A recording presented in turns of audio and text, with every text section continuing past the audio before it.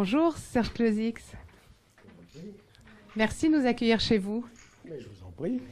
Alors vous êtes le président de l'association Histok. C'est une association qui accueille des enfants de l'ancienne République soviétique, des enfants de Tchernobyl, c'est ça? C'est ça, qui viennent de Biélorussie. Qui on a avec nous aujourd'hui alors? Alors on a Yasha et sa sœur Sacha et mon épouse Mireille. Vous les accueillez pour un séjour santé. Je vous propose qu'on aille en discuter ensemble, dehors. Mais bien volontiers. Serge Closix, vous organisez, on l'a dit, des séjours santé pour ces enfants de Biélorussie, ici en Valais. En quoi ça consiste, ces séjours santé? Ça consiste à recevoir des enfants qui sont défavorisés et qui subissent encore à contre-coup les conséquences de Tchernobyl pendant 3 semaines, ici dans le Chablais, entre Valais et Vaud, et de les accueillir surtout dans des familles d'accueil. Nous sommes une des dernières associations qui le faisons. Les autres les accueillent principalement en colonie. Et qu'est-ce que vous leur faites faire, au fond? Alors, ce qu'on leur fait faire, on leur fait découvrir la vie en Suisse. Ça, c'est le rôle des familles d'accueil.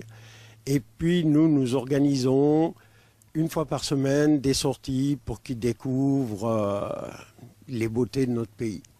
Est-ce que c'est facile de trouver des familles d'accueil qui ont envie d'accueillir ces enfants?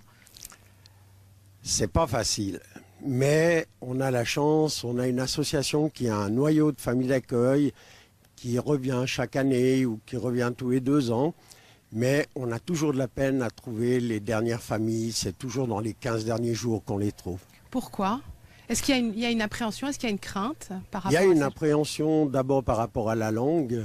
Ça, c'est pour les familles d'accueil le principal obstacle.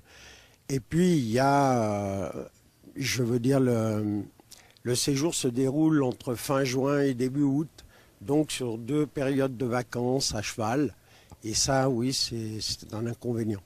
Il y a encore entre 800 000 et 500 000 enfants contaminés en Biélorussie. Quels sont les symptômes, au fond, de ces enfants? Alors, les enfants ne sont pas forcément contaminés, mais ils vivent dans des zones qui sont encore contaminées, qui contiennent des radionucléides.